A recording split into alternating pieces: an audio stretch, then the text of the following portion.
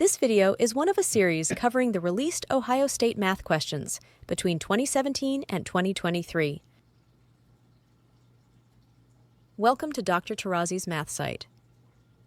Statistics and probability is an important domain. 11 to 12 questions out of 48 are on the test. Use sampling to draw conclusions about a population. Standard 7.SP.1. Please pause the video and read the description of this standard. Hello and welcome. Here is what you need to know before we get to the examples. Sample and population. Sample is part of a population. Sample must be random. The sample must be representative of the population. The larger the sample is, the better conclusions and generalizations about a population are.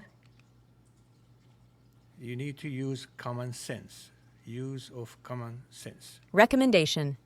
To make the most of these videos, I suggest pausing the video when you see this button, solving the problem, and then resuming the video to check your answer. Example 1.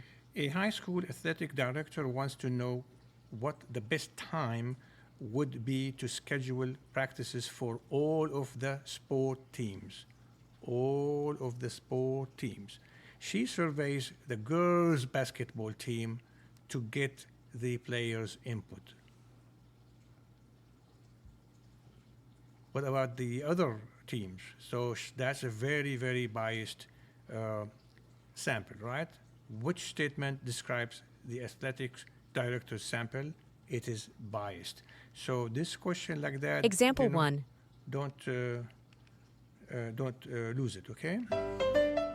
Example 2. Example 2, there are 300 students in 7th grade. Paul takes a random sample to find out which fall sport the students in 7th grade prefer. In 7th grade, okay? Which group of students represents the most valid sample? 10 of Paul's closest friends? No.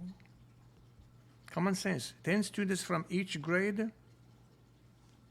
No, because you involved other grades than the 7th grade, right? 10 students from each 7th grade homeroom, that is the answer. Look at the last option. 10 students on the 7th grade basketball team, that's very biased too, okay? Example 3. Chris wants to determine the most popular sports of the students at his school. Which sample should he survey? A group of his friends? No. A group of students on the soccer team? No. A group of randomly selected students from each grade at his school. That is the good sample. Look at the last one, a group of randomly selected students from each sport team. That's biased. Example 4. Katrina wants to find out the favorite day of the week of students at her school. Katrina's school has 75 6th graders, 50 7th graders, and 100 8th graders. Katrina selects her sample by mixing the student's name in a box and choosing approximately every 4th student for each grade.